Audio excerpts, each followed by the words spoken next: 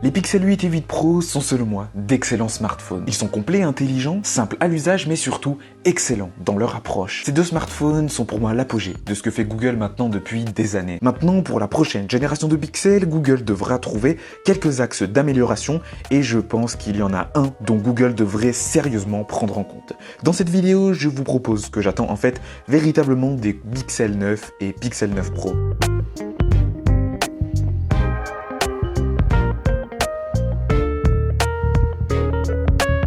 Lorsqu'en fin d'année 2023, Google a dévoilé les Pixel 8 et 8 Pro, j'ai fait moi de mon côté un premier constat, c'est que le Pixel 8 Pro est trop cher. En effet, par rapport à la faible valeur ajoutée par rapport au Pixel 8, j'ai pas vraiment compris la tarification de Google cette année. Pour moi, le Pixel 8 est quand même bien placé en termes de tarifs, mais le Pixel 8 Pro, je trouve pas tant que ça, et pour moi, c'est le premier changement que Google devrait faire l'année prochaine, c'est d'avoir une meilleure politique tarifaire sur ses Pixel 9 et 9 Pro. De mon côté, ce que je propose, c'est que Google, sur son Pixel 9, propose un tarif de 749 €. C'est une baisse de 50 €, mais voilà, je trouve que ce serait un meilleur prix pour ce smartphone-là, car on se retrouve quand même avec Tensor, donc certes, pour moi, je trouve que c'est un bon processeur, mais ce n'est pas à la hauteur de ce que fait Qualcomm, mais je trouve que ce décalage de prix paraîtrait juste, justement, par rapport à ce processeur là qui pour le coup est un peu plus puissant. Par contre pour le Pixel 9 Pro là moi je baisserai drastiquement le prix parce que je pense que là Google a fait peut-être une erreur stratégique sur son Pixel 8 Pro, c'est que pour moi, à proposer un smartphone comme ça à presque 1200 €, quand on voit finalement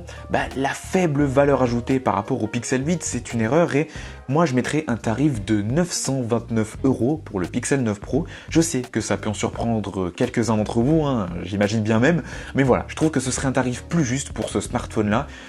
Voilà, je trouve que même s'il a beaucoup d'arguments, ce serait un tarif qui pour moi paraîtrait quand même assez juste et surtout il serait bien placé par rapport à ce que propose Samsung ou encore Apple. Le second axe d'amélioration que j'attends sur les Pixel 9 et 9 Pro, c'est quand même une amélioration de Tensor. Alors évidemment qu'ils sont pas mauvais ces Google Tensor, bien au contraire, moi je trouve que c'est largement ok pour des usages au quotidien, mais voilà, sur 5, 6 voire 7 ans surtout, c'est sûr que par rapport à un processeur Qualcomm, la puissance sera moindre. Maintenant, voilà, je trouve que Google devrait vraiment garder sur ses Tensor le côté où on équilibre la performance par rapport à l'autonomie, mais je trouve que Google pourrait peut-être un poil mettre plus de performance justement sur ses Google Tensor pour assurer encore plus de durabilité et quitte à faire un petit peu de concession sur l'autonomie, sur la batterie, je pense que ce serait quand même pas mal du tout, surtout qu'aujourd'hui, voilà, Google peut largement mettre de gros accumulateurs de batterie sur ses Pixel 9 et 9 Pro, moi je vois pas de contraintes particulières à ça, donc voilà, moi j'attends vraiment des petites améliorations comme ça sur Tensor, et je pense que là on serait sur vraiment le smartphone parfait. Pour ce troisième point et ce troisième axe d'amélioration, c'est pas forcément quelque chose qui est gênant à l'utilisation, mais c'est lorsque on va prendre une photo avec un Pixel 8 et 8 Pro, et c'est valable même déjà depuis les premiers Pixels, c'est que lorsque l'on prend sa photo, et qu'on souhaite simplement la regarder, il y a un délai de traitement qui est de 1 à 2 secondes et quand le smartphone est à 3, 4, 500 €, c'est pas dérangeant en soi, mais quand on veut se positionner en smartphone ultra haut de gamme, par rapport à Apple ou encore Samsung, pour moi, ce genre de choses, c'est pas possible. Et en vrai, j'aimerais que Google fasse un traitement qui aille plus vite, qui soit plus efficace et qu'on soit entre 0 à 1 seconde et non pas de 1 à 2 secondes. C'est du détail, je sais, et peut-être que même vous qui avez un Pixel, vous l'avez à peine remarqué, mais voilà, c'est ce genre de petits détails qui peuvent vraiment faire la différence maintenant lorsqu'on veut être un constructeur de smartphones ultra haut de gamme. La quatrième amélioration que j'attends sur les Pixel 9 et 9 Pro surtout d'ailleurs, c'est vraiment, je sais pas vous, mais Google devrait quand même améliorer ce capteur d'empreinte digitale sous l'écran qui est certes pas mauvais. Moi, il me fait pas grandement défaut, pour être honnête, mais voilà, pour certains utilisateurs et notamment sur les plus anciens pixels, c'est vrai que ce capteur d'empreinte là, cette technologie de capteur d'empreinte sous l'écran, elle a quand même ses limites et je trouve que vraiment Google devrait s'inspirer de ce que fait Samsung un peu à ce niveau-là, parce que sur les S22, S23 et S24 surtout, on a un capteur d'empreinte digitale sous l'écran qui est juste ultra rapide, ultra réactif, et pour moi Google devrait aller dans cette direction-là, parce que je pense que c'est juste évident en fait. Le capteur d'empreinte digitale du S24 est excellent, et pour moi Google devrait en faire tout autant, et voilà, je pense que déjà si on a cette base-là pour les Pixel 9 et 9 Pro,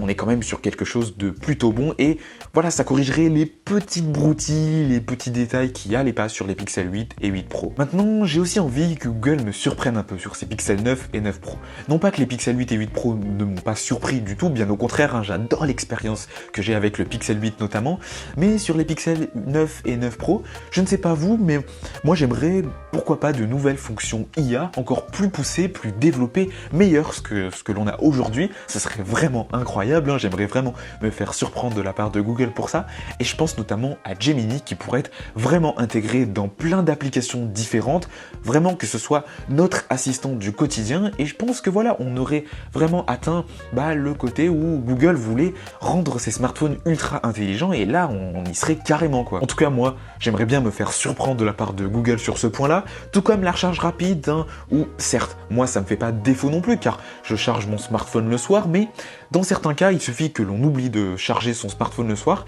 et c'est vrai que la charge n'est pas très rapide, hein, sur les Pixel 8 et 8 Pro, et pourquoi pas avoir une recharge un petit peu plus rapide, une vraie charge rapide comme on peut retrouver chez des constructeurs chinois par exemple, et je demande pas avoir du 120 watts, hein, mais pourquoi pas avoir du 45 watts, du 55 watts, ce serait vraiment top. Après là je pense que j'en demande beaucoup, et connaissant Google, ça m'étonnerait qu'ils mettent ce type de recharge rapide sur leur prochain smartphone. Voilà en tout cas ce que je pouvais dire sur ce que j'attends sur les Pixel 9 et 9 Pro. N'hésitez pas à me dire vous en commentaire ce que vous attendez des prochains smartphones de Google. La vérité c'est que j'avais envie de faire un format plus live, hein, et pour être honnête, j'avais écrit un script complet pour cette vidéo, mais je me suis dit que de temps en temps comme ça, se mettre face à la caméra et vous parler de choses que j'attends sur les nouvelles technologies, etc. Ça pourrait être vraiment cool, donc si ce genre de format peut-être plus direct, plus naturel, ça vous plaît, n'hésitez pas à me le dire dans les commentaires. Et puis sur ce, nous on se retrouve dimanche prochain à 11 h pour une nouvelle vidéo sur la chaîne. Allez, salut!